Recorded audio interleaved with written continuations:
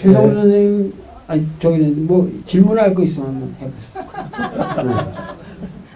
율곡 사상이 아이들한테나 그 요즘에 이제 학생들한테 율곡 사상을 전할 수 있는 아주 금속 같은 아주 짤막한 그 말은 어떤 게 있을까요?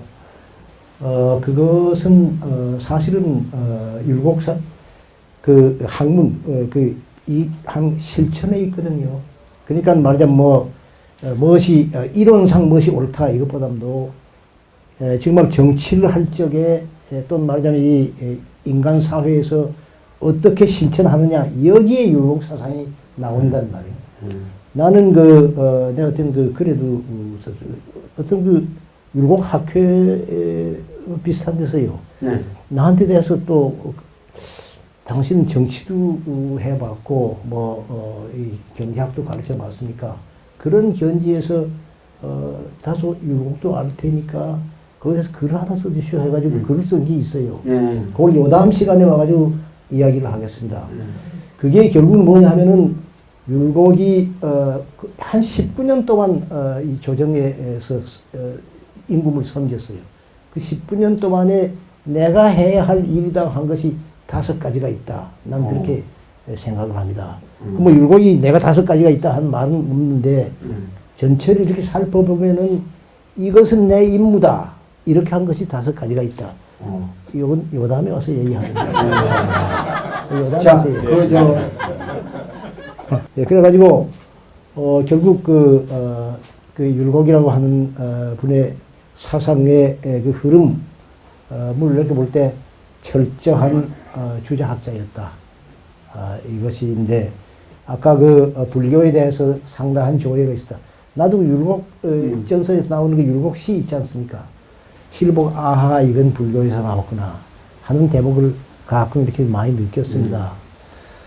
보통 유자가 이런 소리를 잘 못하는데 이런 걸 느꼈거든요. 그래서 결국 그 양반 그 훤히 알고 있었습니다. 훤히 알고 있죠. 하나만 제가 여기 여기 그 불교의 냄새가 나는 그 제일 먼저 거 한번 보겠습니다. 자, 보시면은 대절이라고 하는 것은 리기의 지금 얘기거든요. 리라고 하는 것은 기의 주제다 그랬거든요. 리라고 하는 것은 기를 이렇게 주관하고 주재한다. 어떤 기에다가 법칙을 준다.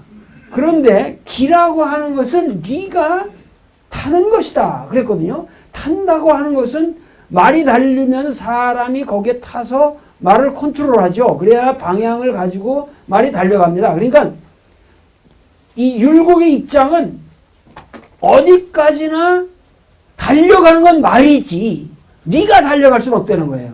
그러니까 말이 달려간다는 건 뭐냐면 기가 달려간다는 거죠. 그러니까 율곡은 철저하게 기발만을 인정하는 겁니다. 그러면서 하는 말이 비리즉은 기무소근저하고 네가 아니면 기가 뿌리 내릴 곳이 없다는 거죠. 네가 아니면은 그 기가 근본이 없어지고 기가 아니면은 네가 의착할 곳이 없어진다.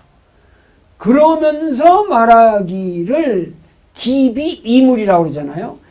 그것은 이 리와 기는 두 가지 사태도 아니고 이물도 아니요 또한 일물도 아니다. 요런 게 상당히 불교적인 논리가 나는 배태되어 있다고 보는 거죠. 그래서 비일물 하나, 그러니까 리와 기가 하나로 간주될 수 없기 때문에 그 리와 기는 하나이면서 둘이고, 비이물, 그것은 두 물이 아니기 때문에 그러므로 둘이면서도 하나다. 비일물자 하위야. 그 리와 기가 하나가 아니라고 하는 것은 무엇을 뜻하는가? 리와 기는 비록 서로 떨어질 수가 없는 것이지만, 묘합, 리와 기는 항상 인간 존재에 있어서나 사물에게서 항상 묘합되어 있는 가운데서 리는 리일 뿐이고 기는 still 아직도 기일 뿐이기 때문에 서로 이렇게 협잡되지 않기 때문에 일물이 아니라고 한 것이다. 하나라고 말하기는 기는 기이고 리는 리다.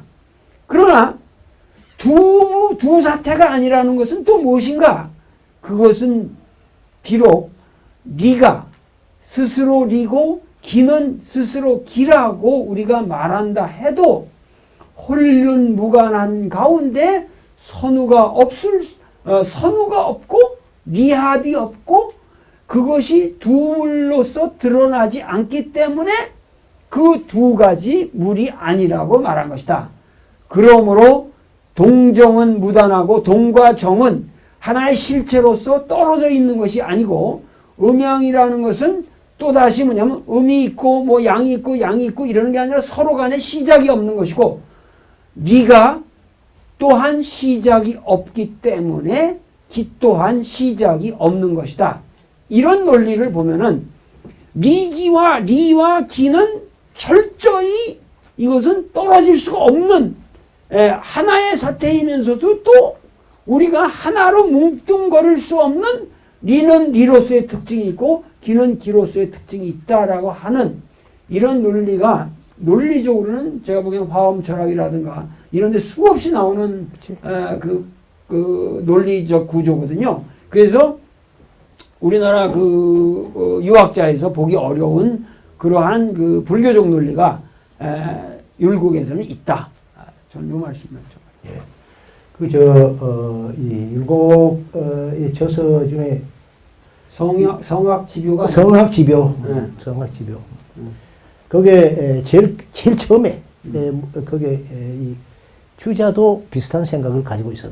그게 결국은 뭐냐면은 천지의 만물은 이 말하자면 이 음양과 오행 이것이 만들어낸다 이거지. 그 만들어내서 나오는 것이 기다 이거예요. 기인데 이는 그 기에 붙어 다닌다. 그런 얘기를 했습니다. 그래서 똑같은데 거의 이 율곡과 비슷한데 상당히 주자하고 율곡이 같은 점이 성품이 비슷해요. 그 두 분이.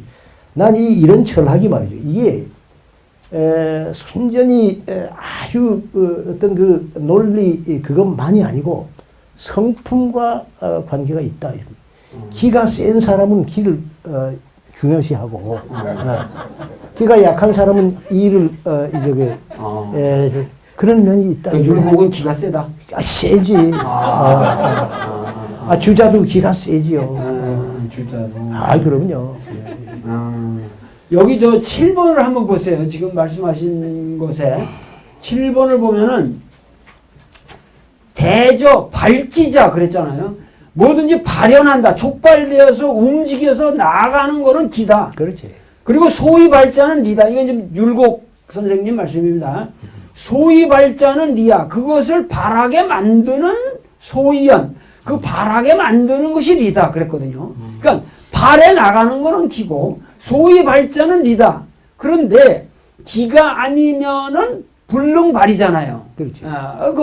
발할 수가 없죠. 우리가 기가 아니면은 우리의 몸에 기가 아니면 우리가 걸어갈 수 없는 거예요. 그런데 리가 없으면 무소발이라는 거예요. 그것이 어떻게 발현돼야 할지를 모른다는 거죠. 리가 없으면 우리가 발현돼도 내가 갈 건 어디로 갈 거냐. 나의 이상이 있어야 하고 목표가 있어야 하고 나를 지배하는 리가 있어야 된단 말이죠.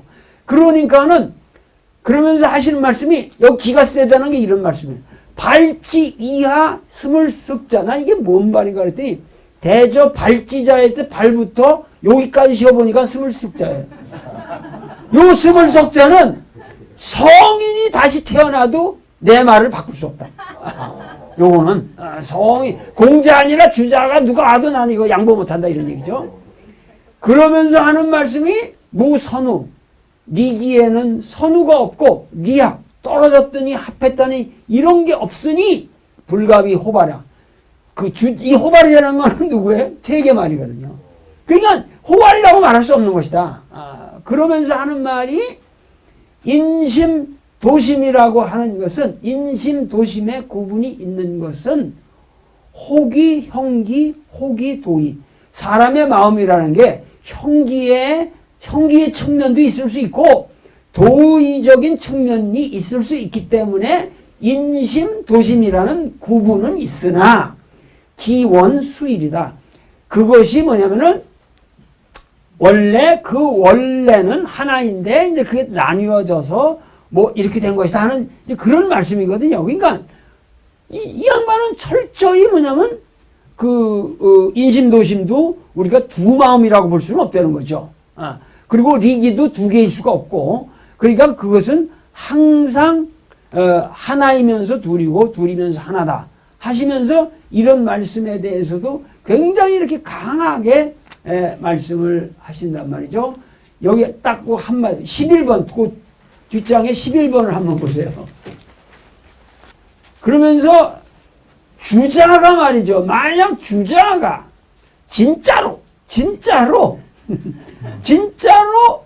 니와 기가 호발했다고 호유 발용이라고 하고 상대 각줄 둘이 서로 묘맥이 달라서 마음 어느 한 구석에서 리가 나오고 마음 한 구석에서 기가 나오는 식으로 각출한다면은 주자 또한 틀렸다.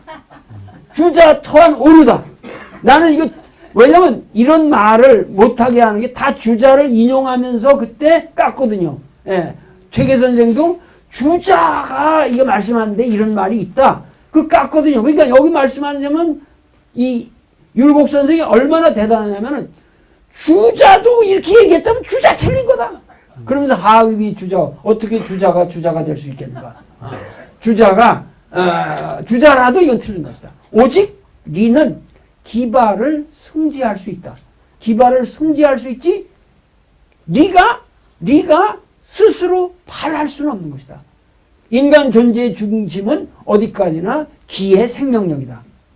이런 말씀이죠. 네. 바로 그 성품, 아까 성품 있잖아요. 그 성품이 그래서 그래요. 뭔가니 아주 그 액션, 어떤 사람의 액션은 그 기거든, 사실은. 사실이죠. 일본 보통 말로 끼가 있다 뭐 이러잖아요. 사람의 말은 이 힘, 이것은 기거든요. 기가 막히면 죽는 거지 뭐.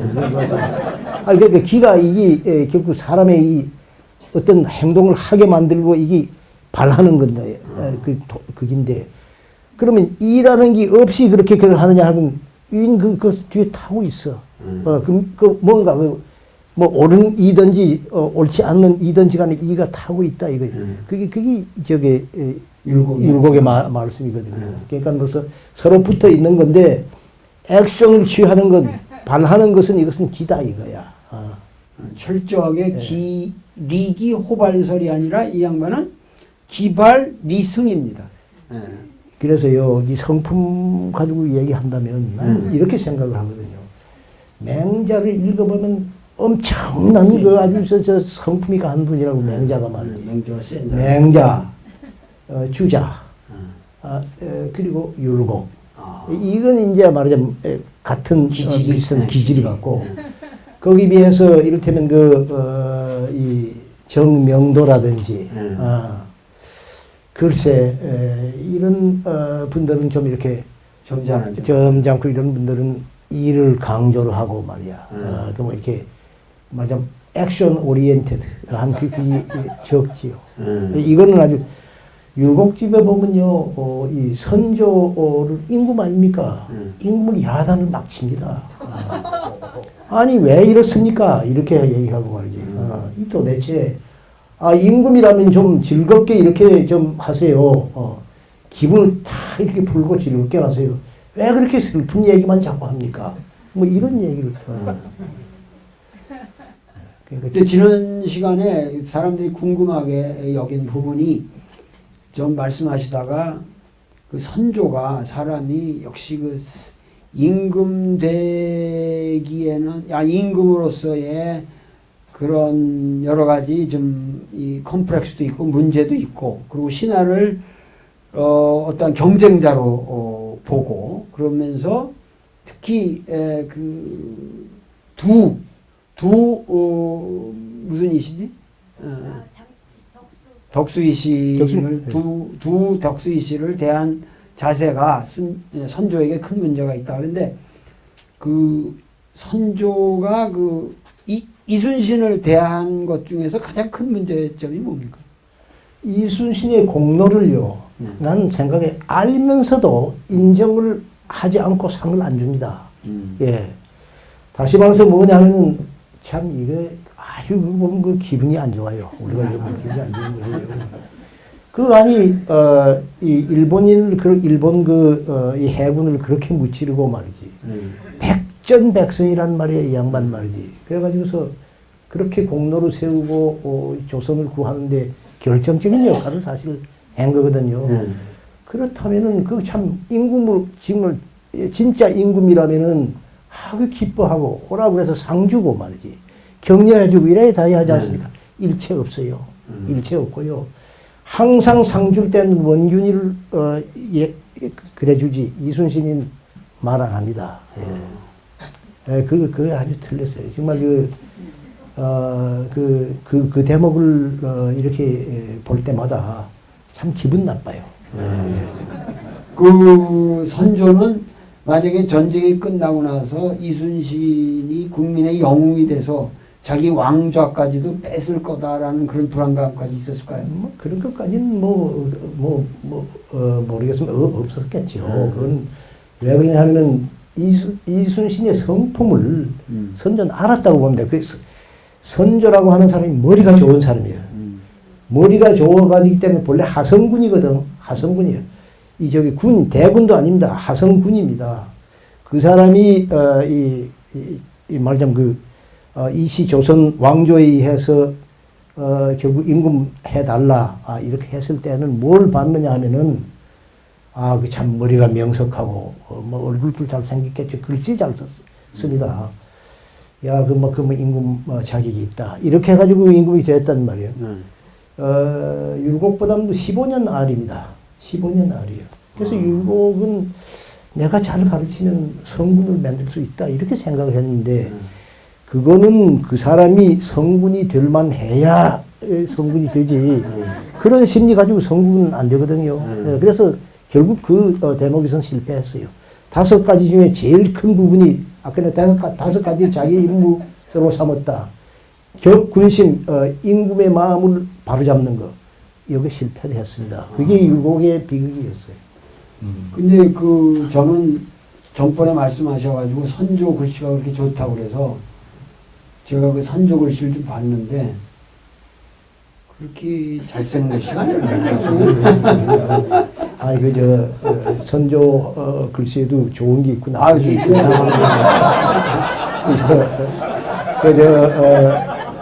정말로 좋은 글씨를 보자면 그게 내가 언제 오래 전입니다. 몇십 년 전인데 소장이 어디 있냐면은 법주사. 예, 병풍이 있습니다. 법주사. 예. 한번 가서 그걸 가서 꼭 봐요. 뭐 지금까지 가지고 있겠죠. 그거 보고도 나쁘다고 그런다면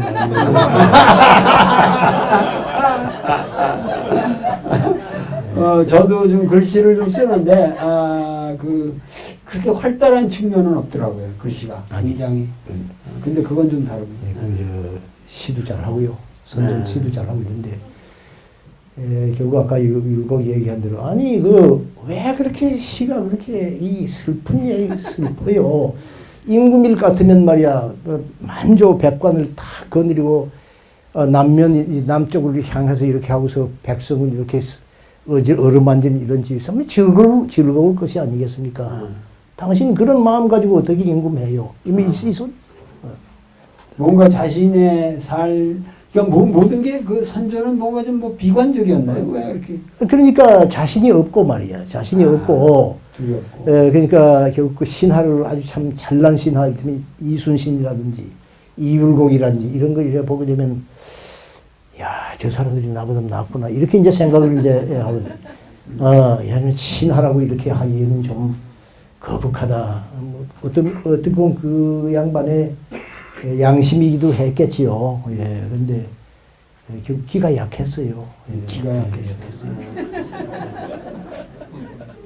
그저 율곡이라고 하는 분을 성격을 이 율곡전서에 뭐 여러 문제 많이 나온다만 아까 말씀하신 그 동호문답을 보게 되면 아주 그게 극명하게 잘 나타난다. 그게 율곡 한 31살 때 지은 그 글입니다. 꽤 길어요. 그게 어떤 데 대한 글이냐 하면은 역사, 중국 역사, 한국 역사, 그리고 말하자면 그 흐름과 거기에 대한 인물평, 이런 것이 이제 나타나. 제일 참 우리의 관심이 되는 건 양반 인물을 어떻게 봤느냐, 우리 조선이라고 하는 나라를 어떻게 봤느냐, 이걸 참 그 관심을 제일 많이 가지게 되는데, 야, 그거 보니까 그거 보면요, 정말로 점수를 나쁘게 줬어요. 이 저게 중국에 대해서도 그렇고 한국에 대해서도 그렇고 똑같습니다. 굉장히 점수가 까다롭습니다. 이를테면은 동방이 이제 한국에는 도읍을 했는데 도가 해한 적이 없다.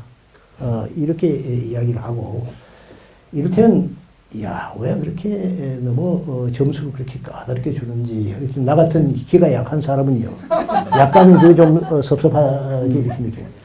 이 저게 이를테면 그랬습니다. 제일 그저 이저 옛날 말할 것도 없는 그건 뭐 황무지 비슷한 데인데 정몽주가 나와 가지고 뭐 했다고 하긴 하지만 그저 뭐 충신일 따름이지. 그거 뭐 학문이랄 게 없다. 이런 이야기고요.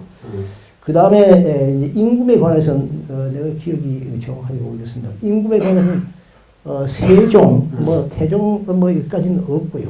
평이 없고 세종이 참 잘하려고 했고 또 업적도 있지만 신하가 아주 훌륭한 사람이 없어가지고 그 황희 있잖아요. 황희 같은 사람 그거 다 유속의 선비야. 유속 선비 중에서 조금 낫다. 이렇게 아주 하슈하게 점수를 놔두고.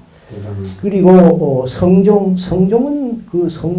아주 성군이 될 만했는데 그 양반 밑에는 정말로 아주 참 신하라는 게 쓸만한 사람이 전혀 없었기 때문에 문제였다. 뭐 이런 얘기고요. 심지어 당태종 있잖아요. 당태종에 관해서 내가 기억을 합니다. 당태종은 모두 황제 노릇을 잘했다 이러지만 당태종 황제는 그 사람은 개나 돼지와 마찬가지야. 이렇게 말했습니다. 이 개구째, 돼지채째. 왜 그러냐 하면은 자기의 외숙모하고 이렇게 막 건드리고 뭐 이러려고. 그게 다 개돼지와 마찬가지인 인물이지. 그게 뭐냐. 그런 인물 속에서 무엇이 나오느냐. 당시에 유진이라고 하는 유진이라고 하는 그 제사인 있었잖아요. 역사에 남는 제사입니다. 그 둘 다 이름만 좋아해. 당태종도 이름만 좋아하고 유진도 이름만 좋아하고 이름만 좋아하는 사람들 속에서 뭐 진실한 이런 업적이 나올 수 있느냐. 이렇게 아주 하슈하게. 율곡이 지난 시간에 제가 그 황해도 해주의 부인집이죠. 그 부인집 처갓집이 있고 그래서 그 노경린 장인이 노경린이고 그래서 거기서 했는데 지금 아까 당태종 얘기를 하면서도 그랬다고 그러는데 그 아주 절묘한 로맨스가 있습니다. 황해도의 그 황주에 그 버들유자 가지지자의 유지라는 기생이 있었는데 그 기생과 자그마치 이 사람이 율곡이 정을 나눈 그 역사가 그 10몇 년이 됩니다. 10여 년이 되는데 그 유지와의 그 마지막 헤어지면서 이 사람이 그 쓴 시가 이화대학 박물관에 친필로 남아 있습니다. 거기에. 그런데 그것이 단순한 시가 아니고 아주 서사시적으로 했는데 재미난 게 뭐냐면은 섹스를 한 번도 안 했어요. 그게 그 시에 나타납니다. 그 처음에 그 유지가 이 사람을 그렇게 흠몰해서 그렇게 이거를 저기 했는데 어릴 때 봤다 이거예요. 어릴 때 봤을 때는 내가 걔를 새끼를 가지고 보질 못했고 그렇잖아. 어린애가 귀엽게 옆에서 뭐 술 따르고 이러는 거를 쭉 봤는데 너무도 얘가 아주 훌륭하고 그리고 뭐 날씬한 몸매에 곱게 단정하여 얼굴은 맑고 머리는 영리함으로 내가 쓰다듬고 어여삐 여기긴 했으나 처음부터 정욕의 뜻을 품지는 아니했었다 하고서 이제 쭉 나가는데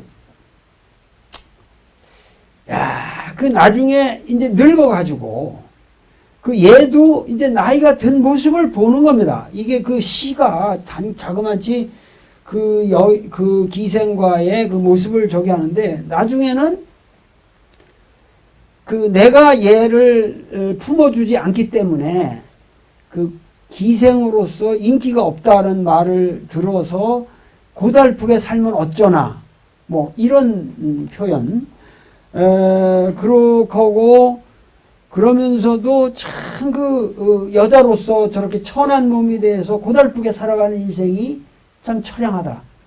그런데 지금 와서 내가 얘를 품어본들 그 무엇하겠느냐 하고 그 밤에 그 창호지 진짜 그 등잔불에 그 비치는 모습을 그 찬양하는 그러면서도 내가 이대로가 좋다. 그러면서 그 눈물 서린 그 시를 보면 나는 이거 울지 않고는 근데 그게 인생에 대한 어떤 그 초탈한 자세 그리고 여인 하나도 그 기생인데 자기가 품지 않았다는 얘기를 하거든요. 정욕의 대상으로 봤지만 정말 사랑이 같다. 정말 내 인생에서 자기 부인 빼놓고는 같다. 그러나 자기는 그 자기의 그 이런 어떠한 성군을 모시고 그야말로 이 나라를 이렇게 저기 하는 사람으로서 그 뭐 기녀를 하고 이렇게 통정하고 이러는 것이 나는 영 싫다. 그런데 그대로 이 유지를 쳐다보는 내 마음이 참 가련하면서도 즐겁다. 이런 그 아주 기맥힌 시가 남아 있습니다. 이런 것만 봐도 그 율곡의 그 인품이라는 게 아주 특이하지 않았나 이런 생각이 듭니다. 어떠십니까? 이런 얘기 들어보셨습니까?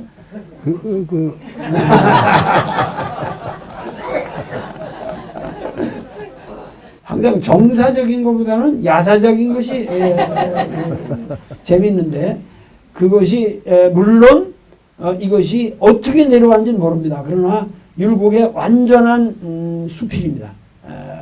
수고고 그것이 그냥 그 창호지로 남아 있습니다. 근데 문집에는 편집이 안 됐죠. 될 수가 없었죠. 이거는 집안에서도 그거는 수용을 안 했을 겁니다. 여기 보면은 그 퇴계에 대해서도 상당히 존경을 하면서도 그 좀 심한 말이 있습니다. 13번을 한번 봐주시죠. 13번. 퇴계 선생께서 호발 두 자를 말씀하셨는데 이것은 단순한 말의 실수는 아닌 것 같다. 이것은 근본적으로 리와 기가 서로 근본적으로 떨어질 수 없다는 그 묘한 곳을 깊게 체득하지 못한 데서 오는 실수가 아닌 것 같다. 아주 이건 대단한 혹평입니다. 그 퇴계와 같은 대석학을 이건 단순한 말의 실수가 아니라 근본적으로 퇴계 철학에 오류가 있다. 미치지 못한 측면이 있다. 이거는 아주 굉장한 얘기죠. 이 사람의. 그러면서 그래서 현상윤 선생이 나는 상당히 한국 유학사를, 조선 유학사를 최초로 쓰신 우리 고려대학 총장님이시거든요. 해방 후 첫 총장이십니다. 현상윤 선생님이. 그런데 여기 이런 말씀을 했어요. 연구에 독실한 것과 조예의 심오한 것은 율곡이 퇴계에게 미치지 못하는 곳이요. 관찰에 명민한 것과 논리에 직지한 것은 또한 퇴계가 율곡에게 사양치 않을 수 없는 점인가 한다. 뭐 이렇게 참 옛날 분들 그 말씀하시는 게 너무 격조가 높습니다. 근데 그렇게 하는데 여기 보면은 하여튼 그래서 여기 마저 좀 읽어보면 말이죠. 우유 내출 외감지이, 여기 내출이라는 거는 인간의 마음 본 저 그 깊은 곳에서 나왔다. 이게 리거든요. 그래서 리라는 것은 내출이고, 외감이라는 거는 외물에 감촉되어서 발현된다 이런 얘기예요. 그게 외감이거든요. 그래서 내출과 외감이 다르다고 퇴계 선생은 말씀하셨는데, 이것은 비견, 나의 견해와 아주 크게 다르다. 상부동이다. 나는 그렇게 퇴계 선생처럼 내출과 외감을 나누어 말할 수가 없다고 생각한다. 니는 내감이요, 기는 외감이다. 이렇게 말할 수가 없다고 생각한다. 대저 퇴계 선생은 내출이라는 것으로서 도심을 삼고 외감이라는 것으로서 인심을 삼았다. 아시겠죠? 도심이라는 건 도덕적인 심이고 그 인심이라는 거는 인간의 정욕에 끌려서 발현되는 마음이죠. 그러니까는 모르겠습니다. 아까 그 율곡 선생이 유지를 그렇게 품지 않은 거는 도심인지 인심인지는 모르겠으나 하여튼 우리가 도심과 인심이라는 거는, 도심이라는 것은 그 어떠한 도덕적인 인간의 마음이고, 인심이라는 건 정욕에 감촉된 심이다. 그럴 적에 퇴계는 내출이라는 것, 그러니까 도심이라는 건 인간 본래에 있는 것으로서 바깥 것과 무관하게 나오는 것이다. 이렇게 하고, 인심이라는 거는 유지를 쳐다보거나 이런 정욕의 대상을 볼 적에, 돈을 볼 적에 이렇게 발현되는 것이다. 그런데 율곡은 이런 얘기죠. 이즉은 인심과 도심이 모두 내출이라고 생각한다. 인심이든 도심이든 인간의 본연의 근본에서 우러나오는 것이고, 그리고 기동야 개유 외감이야. 그러니까 동에서 나오는 것도 모두 외감에 의한 것이다. 그러니까 인심이든 도심이든 다 같이 외감의 촉발이 없이는 그것이 움직일 수가 없는 것이다. 그러니 나를 억지로, 그러니까 이건 우기한테 하는 말이거든. 친구가 이제 반론을 제기한 건데, 그래서 억지로 나를 갖다가 그 퇴계와 비슷하다라고 끌어붙이지 말게. 나는 퇴계하고는 달라. 그렇지. 14번에 가니까 왜 유지를 품지 않았느냐 하는 데 대한 이야기가 나오네. 14번 말이죠. 14번이요? 네. 14번 한번 제가 읽어볼까요? 예, 읽어보십시오. 이 양반의 그 또 특징 중에 하나가, 사상 특징 중에, 율곡 선생의 특징 중에 하나가 리통기국이란 말입니다. 리는 통하는 것이고, 기는 역시, 기는 리와 근본적으로 다르지 않지만 결국은 국한되어 있다. 기는 기국이다 해서, 기국이라는 것은 무엇이냐? 요것만 하고. 기국이라고 하는 것은 무엇이냐? 괜찮습니다. 기라고 하는 것은 어디까지나 형적에 섭한다 할 거예요. 그러니까 기라는 것은 인간의 형체, 그러니까 리라는 것은 사실 형적이 없이도 있는 거 아닙니까? 우리가 생각하고 이상을 품고 이런 거는 형체가 없죠. 그러나 기라는 거는 우리 몸에 형적이 있어야 됩니다. 그렇기 때문에 본말이 있고 선우가 있다. 기라는 거는 분명히 그 시간, 공간의 한계를 가지고 있다. 그래서 본말이 있고 선우가 있다. 그러나 기의 근본을 들어가게 되면 기의 근본은 역시 완전히 깨끗해서 청호할 뿐이단 말이죠. 기의 근본, 그러니까 율곡은 뭐냐면 인간 존재의 기적인 존재라 할지라도 인간 존재의 근본에다가 악을 설정하지 않는다는 거죠. 그건 근본적으로 기라고 할지라도 기가 근본에 들어가면 다 담일 청호한 것이다.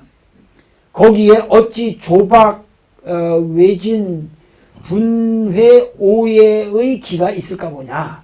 그러니까는 그런 것들은 다 후천적인 그 인간이 살아가는 상황에서 생겨나는 기의 변화일 뿐이다. 그런 얘기죠.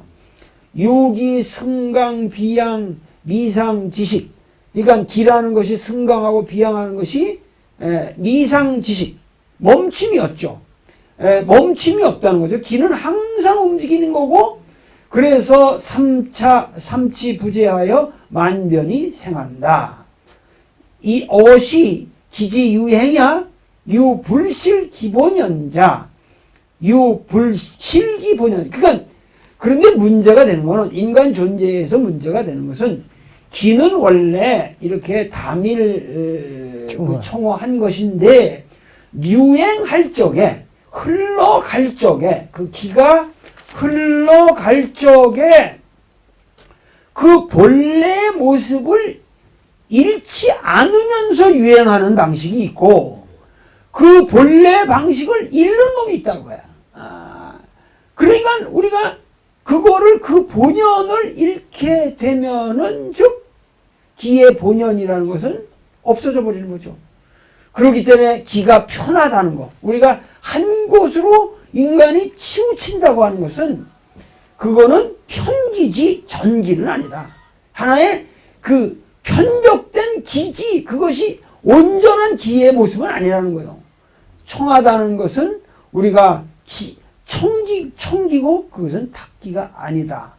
그렇기 때문에 조박하고 위진하고 조박 위진의 기라고 하는 것은 원래 청호한 기가 아니다. 비약 미지어 만물 본연지묘 무호 부재야 차소의 기지 국야. 그러나 리가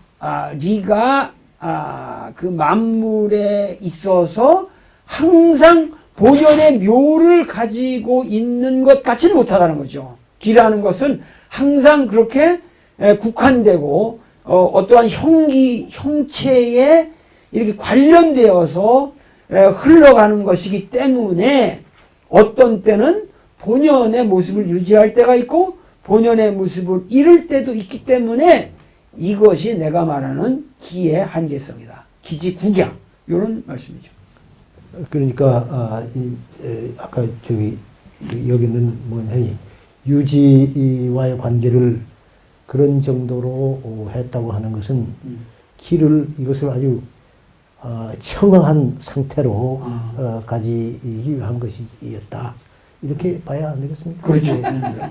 그러니까 결국 뭐냐면은 나름대로의 프라이드가 있어서 그렇다.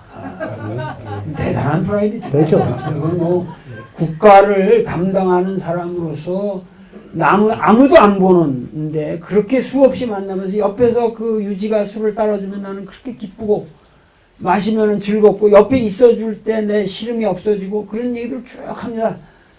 그러나 네가 이 국가 대사를 담당하고 이런 사람으로서 얘를 속되게 품어서 그게 뭐 하겠냐. 그러니까 참으로 그 율곡은 그런 의미에서 대단한 서화담이 있잖아요. 서화담. 네, 서화담. 예.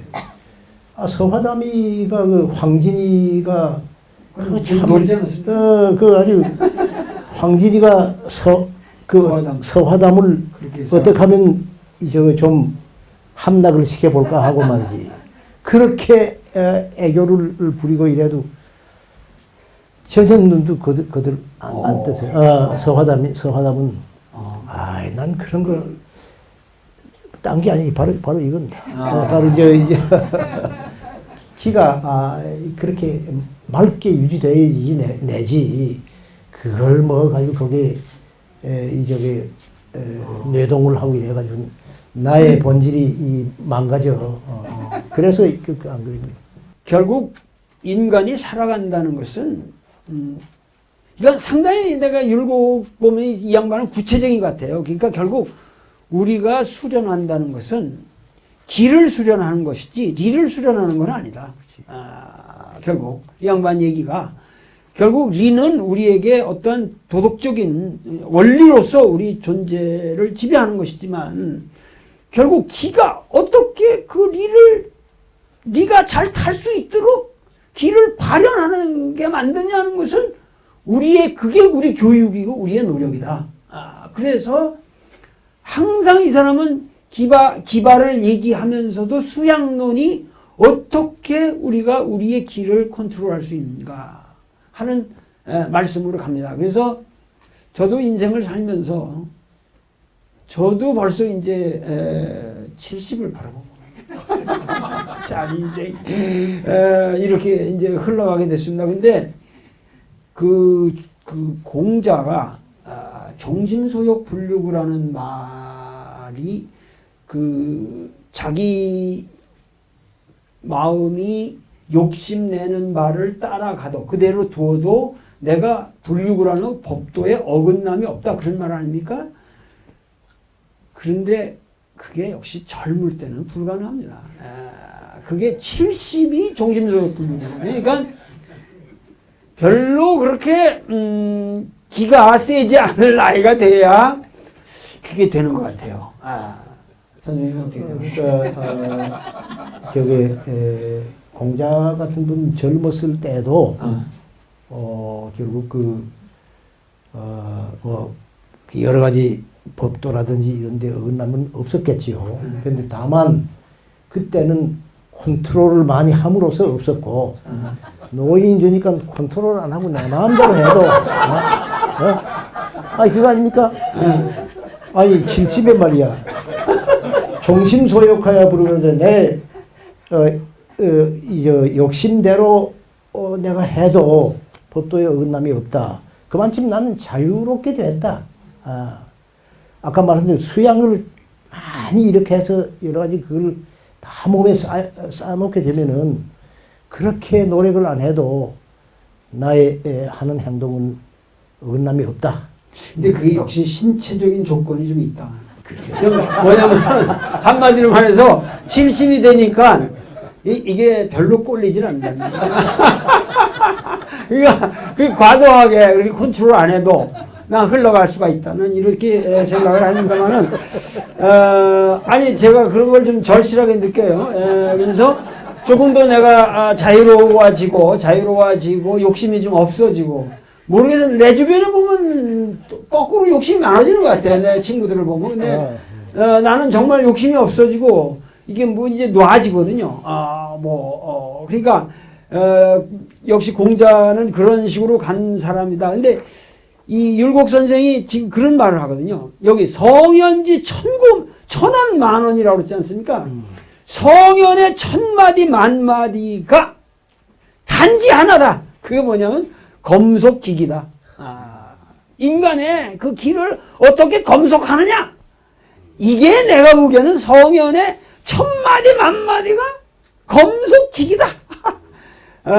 참나 그래서 어떻게 리지본연이라는 말을 안 했어요. 기지본연을 회복하느냐 여기에 있다. 기지본연을 난 참 이게 그 율곡의 위대한 점이라고 봅니다. 그러니까 기의 본연을 회복해야 된다. 그리고 기지본연이라는 건 뭐냐? 호연직이다. 이 맹자에 이게 나오는 거죠. 호연직이라는 건 세거천지지간에서 거천하지 광거하고 천하의 광거에 거하고 입천하지 정의하고 천하의 바른 자리에만 쓰고 행천하지 대도하는 천하의 대도를 행하는 그렇게 해서 내 기가 천지지간에 가득 차는 그런 호연지기. 그러니까 저는 아까 말씀드린 게 이런 호연지기를 그래도 제일 많이 구현하는 사람들이 한국 사람인지 중국 사람들이 아니에요. 그 호연지기로 말하면은 나는 한국이 으뜸이다. 역시 한국 사람들이 호연지기가 있습니다. 그래서 일본 사람들 가도 이게 호연지기가 없어요. 일본 사람들은 철저하고 진짜 참 배울 게 많죠. 그러나 호연지기가 없어요. 그러나 한국 사람들은 나는 호연지기가 있는 민족이라고 생각합니다. 근데 여기 뭐라고 그러냐면 호연지기라는 거는 충색천지하니 그것은 본선의 니고 무소언패라. 세고천지지가 나는데 어떻게 그걸 언패를 할 수가 있습니까? 꼼수를 가지고 그냥 꼼을 치는 놈들이나 이게 언패가 되죠. 이 언패가 있을 수가 없죠. 이것이 맹자의 양기지론이니 이 맹자의 양기의 이론이야말로 성문에 가장 큰 공헌을 한 것이다. 그러니까는 역시 율곡은 맹자의 정통, 맹자의 어떠한 그러니까 맹자의 사상은 요순을 그렇게 높이면서도 요순을 왜 높이냐? 맹자는 이유가 단순합니다. 모든 사람이 요순이 될 수 있다. 그러니까 요순이라는 고대 성황을 높이면서 모든 인간이 요순이 될 수 있다. 그러니까 예수를 믿으면 안 돼. 이 논리가 어떻게 되냐면 모든 사람이 예수가 되는 종교면은 기독교도 나는 억셉트를 할 수 있다는 거예요. 그러나 아니 사람들 너희들 죄인이라고 저 혼자 예수라고 그러니 그런 나쁜 놈이 어디 있어요? 저 혼자 예수 해먹고 저 혼자 하나님 아들이라니 말이야.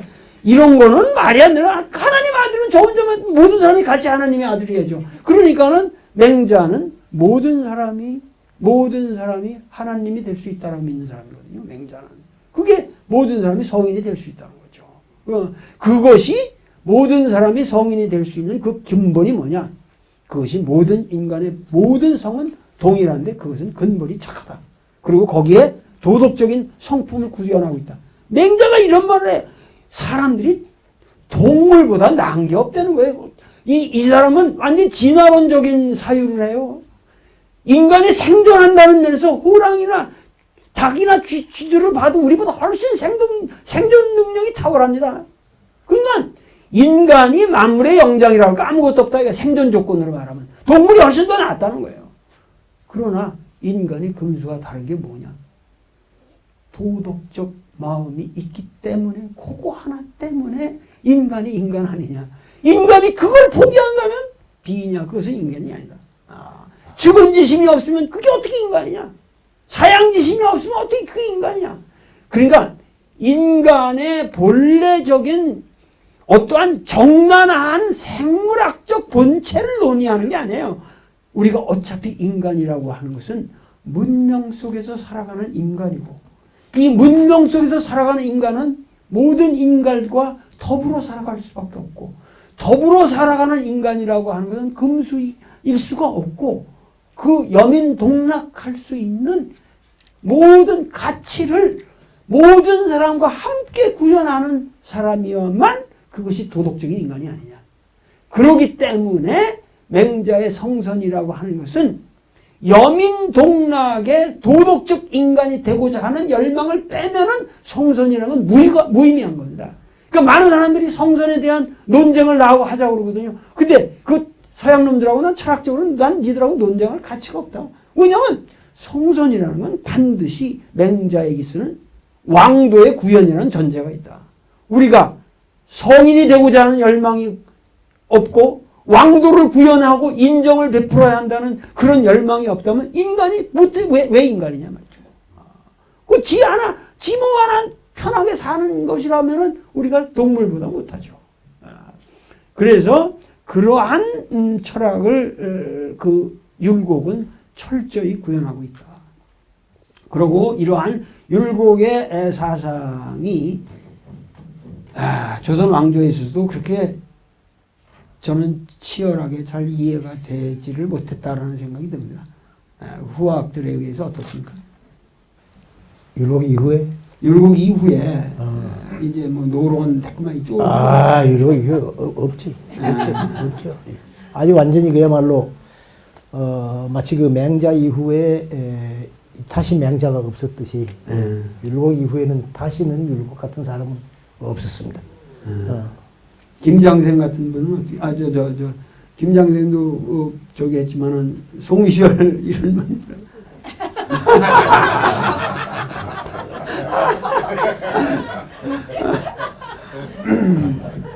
하여튼 그 율곡이라는 분은 우리 역사에서 우리가 정말 귀하게 여겨야 될 분 같아요. 그리고 뭔가 그 순결하고 말이죠.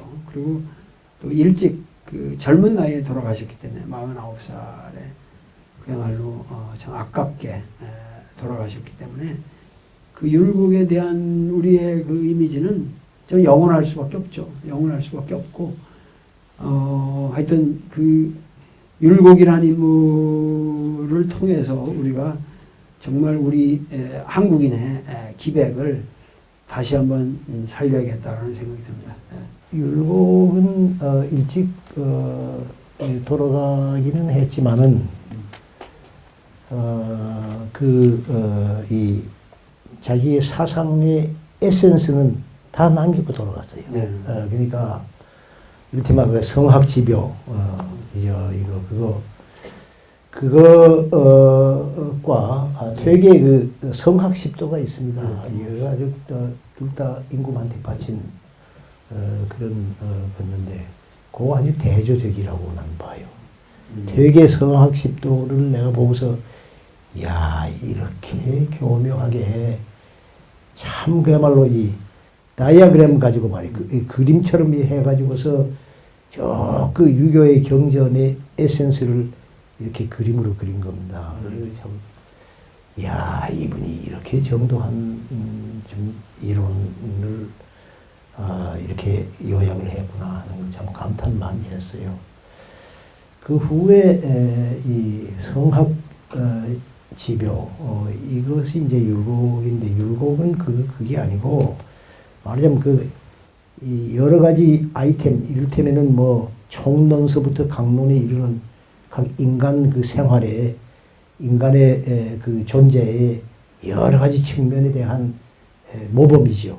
그런 각 이 경전에서 나오는 규절과 옛날 그 선유들서부터 나오는 이러한 그 말들을 요약해서 이렇게 담았습니다.